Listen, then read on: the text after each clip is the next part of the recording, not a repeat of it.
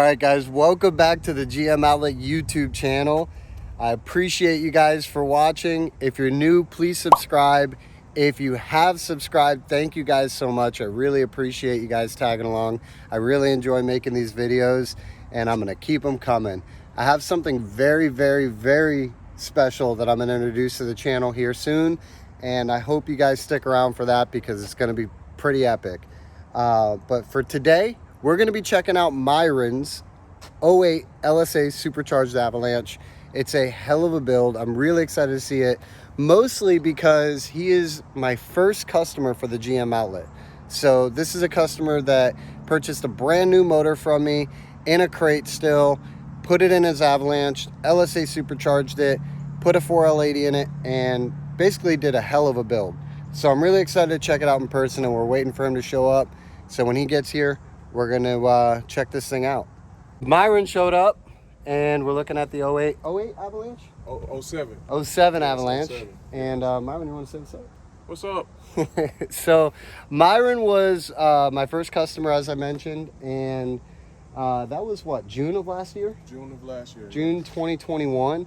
He purchased a LC8 engine, and I was very surprised. He knew exactly what that was. Yeah. So that was really interesting. Did you already have plans for it when you bought it? I did. Okay. Yeah, now you didn't buy just one. Bought two. Bought two. Yeah. Whatever you had available, I was taking with me, man. So you got a hell of a deal. We won't talk about pricing, but you did get a hell of a deal on that thing, on both of them. Where did the second engine go? The second one went to a buddy of mine's shop, and a customer bought it for their SS Trailblazer swap. Very cool. Yeah. Because, you know, a lot of people, they feel like they have to put an aluminum block into something. Oh. You know, especially if an aluminum block came out, like, I got to get an aluminum block. Yeah. It's like for longevity purposes, there's no reason to put an aluminum block. Yeah, go iron block all day long. Absolutely. Well, this is it, you guys. So 2008 Avalanche Z71. Z71. 4x4 originally. Originally, yes. And what's the status on that? Well, I decided to gut the 4x4, so it's a two-wheel drive now, because I did a 4L80 swap. Right. 4L60 to 4L80 swap, and I didn't want to change the tail shaft. Okay. To make the 4L80 a four-wheel drive transmission. Right, because it's not just the tail shaft. You got to dive into that thing. Got to dive into it, yeah. It's a lot of work. And there was a brand new tranny, so I don't want to avoid the warranty. Now, did you have to change the hubs in the front when you did that? No, I didn't. No? I just removed the front axles. Okay, so just the axles. Did you leave the nut and the knuckle or whatever they call it on that? No, I removed that and put, I forget the aftermarket part you can plug it up with. There's a lot of people that ask about deleting a 4x4 essentially because they have a problem with their diff or they have a problem with this, that, and the other. Yeah. And a lot of guys will tell them don't do it because the second you take that axle out, the bearing will fall on its face, essentially. So people you haven't had make that process a lot more complicated than it really is. It's pretty straightforward. I haven't had any issues, and I don't anticipate any issues since I've done it, and it rides perfect. Yeah. Now you put this thing through its paces when you first did it. Oh yeah, absolutely. So, I mean, you definitely put it to the test. You did a 4L80 swap, which is unique. Most 4L80s are going in something 07 and under, right? Yeah. So what complications or what process did you have to go through to make a 4L80 work? What year did you use? You know, stuff like that. The 4L80 that I went with was a B&M Street and Strip. Like I said, it was a new transmission. Okay. And it's for, I forget the year model, I think it's for 2000 through 2009. Okay. LS platforms. The only complication that I had with this one on the 2007 model was the wiring. Right. So I had to get a special harness from PCM of North Carolina. Great company. Yeah, excellent company. They actually expedited it, even though they were backlogged. I told them my situation, that my truck was on the rack, and if it came down, I would have to wait 6 months to get it back up. So they expedited my shipment due to my situation. Right.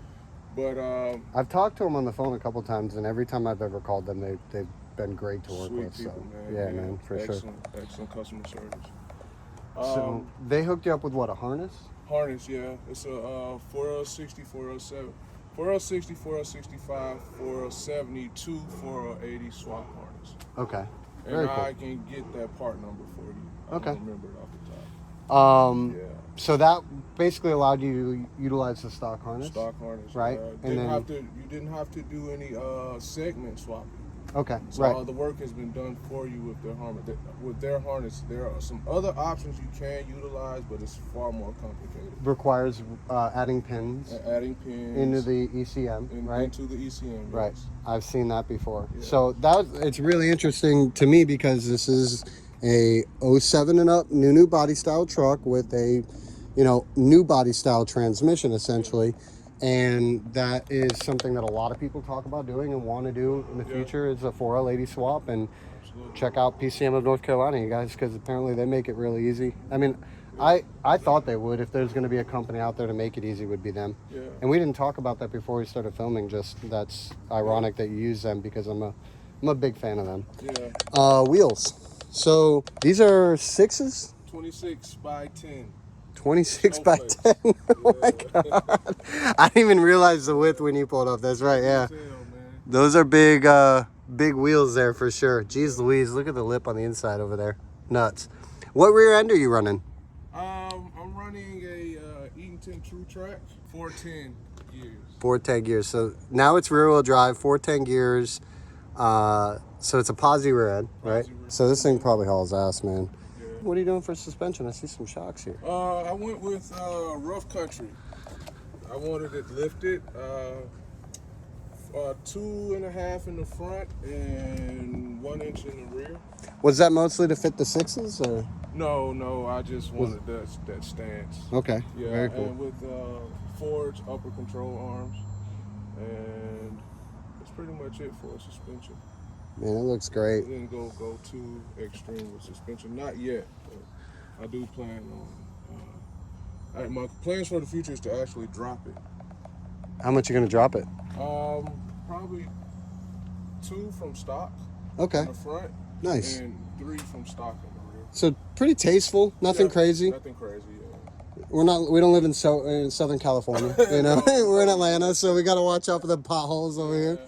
Well, let's dive into the meat and potatoes here. So Okay. the engine that Myron purchased, again, was an LC8 motor. And the history of an LC8 motor is really simple. They came in natural gas vans, maybe trucks. I'm not sure on the trucks, but 25, 3500 series natural gas trucks, vans, came with a Gen 4, you got to get a Gen 4 that year, but a Gen 4 6.0, which is essentially, not exactly, but essentially an iron block LS3, right? So you got a 6 liter instead of a 6.2, but you have LS3 style heads, rec port heads, which allows you to put this big old boy on it. So 4L80, Gen 4 6.0 with rec port heads, LSA supercharger from my Cadillac CTSV. Yeah. Where did you get the supercharger?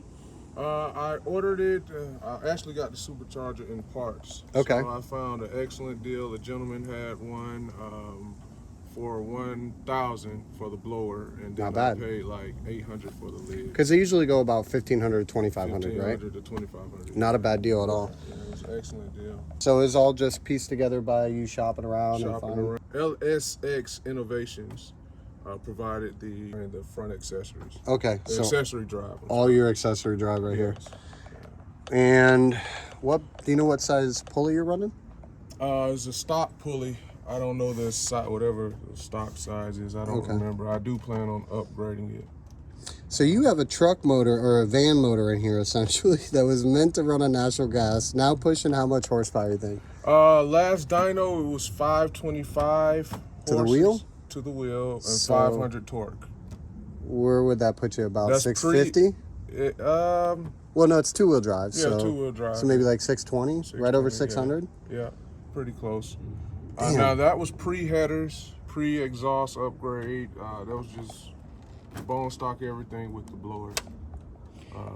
So we're planning on upgrading the fuel system to E85. Nice. Upgrading the pulley, upper and lower pulley. So when you're switching to E85, it was already a flex fuel truck to begin with. Yeah. So are you going to have slightly different? Yeah, because the E85 in this truck, the sensor was in the fuel pump itself. Okay. and it's not performance oriented. Yeah, right, so I got you. To run it, you will have to add an extra sensor. Okay.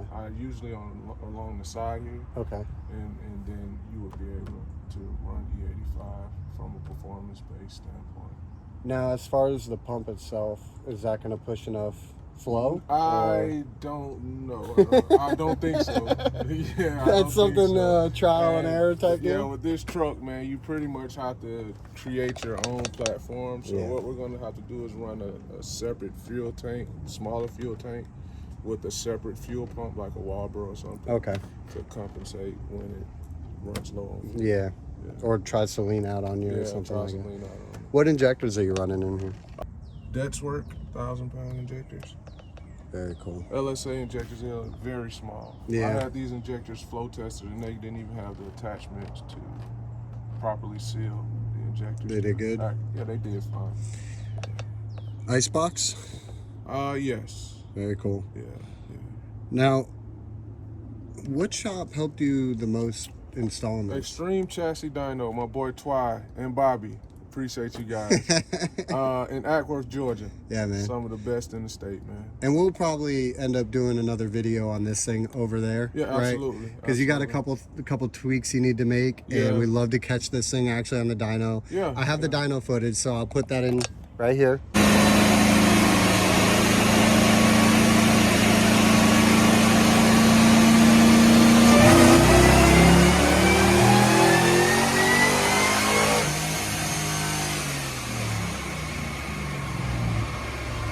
That thing was a monster from what that video looked like. So I'd love to catch it on the dyno there and see how that comes out. So, but 6, was it 5? What was it, 5 something? Was it at the wheel when you did it last? Yeah, it was 525. 525 without headers. Without headers. So that was stock headers? Stock exhaust, yeah. Oh my God. Yeah, man. This thing's a beast, man. So that was 2.5 since I've upgraded to 3-inch exhaust, Speed Engineering exhaust. Okay. With turn downs. Nice. Yeah, so well, let's hear this thing. Yeah, let's hear it. All right, cool. Yeah, for sure.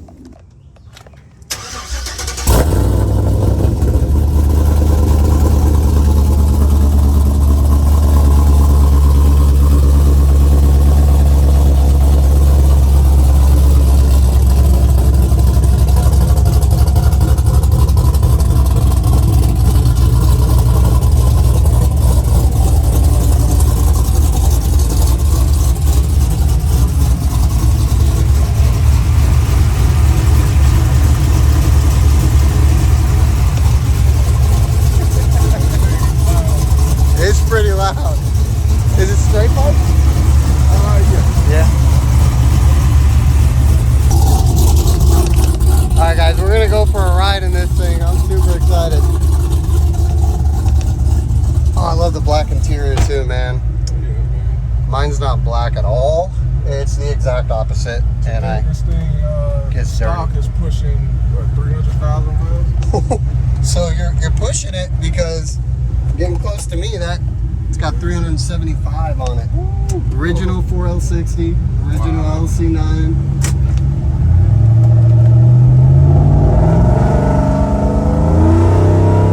Woo. And it sounds amazing too. Yeah, man. For sure. It's a fun truck. Let's get this window down. There we go.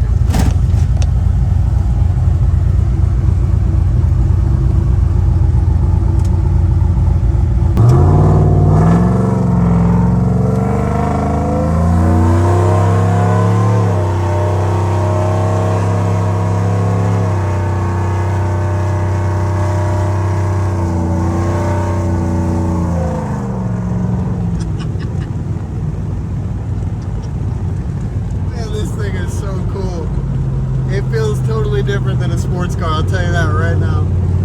You can feel the, what, 6,500 pounds, you know? Oh, yeah. This is so cool. It's a lot more stable than a sports car. Yeah. It's not as light. But you can feel the mass, you know, and to me that means comfortability, you know? Have you totaled this thing at all? No, I haven't. No? It's just purely a toy. I don't use it for any kind of work. I have several other trucks. Which maybe we can get a couple other trucks on the channel. myself. Yeah, 4 of those trucks. Yeah, man. So this is actually, I said it before and I'll say it again. The Gen 4 6L iron blocks are my favorite motors. Oh, yeah. You know, they're all around the best bang for the buck.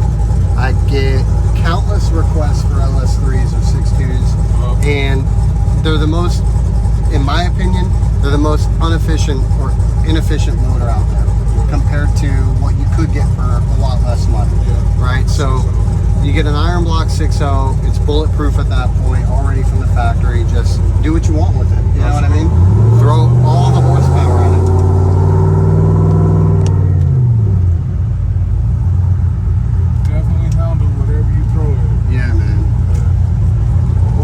Just want to go do a stock, you know, stock replacement. It's an excellent stock replacement. That's the crazy. Everybody's got part at the top of this engine. Yeah. But the crazy thing is, I had this motor installed. I cammed it, of course. But I had the engine installed maybe 3 months before I put the supercharger setup on it. And how'd you like it? I loved it. Yeah. Yeah, I loved it. Naturally aspirated. Yeah. Naturally. How'd it sound?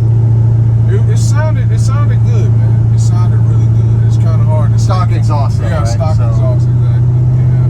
Very cool. And so this motor's 9 months old. Yeah, 9 months old. 9 months old. Yeah. Probably still under 10,000 miles on it. Man, that's nuts. Yeah. You know, it's crazy to think that the motor, my first motor sold, I'd be in the car or in the truck driving. Absolutely. With everything that's been done to it, but even just in the truck driving with my customers. So, man, it's awesome what's happened over the last 9 months. It's insane. For sure.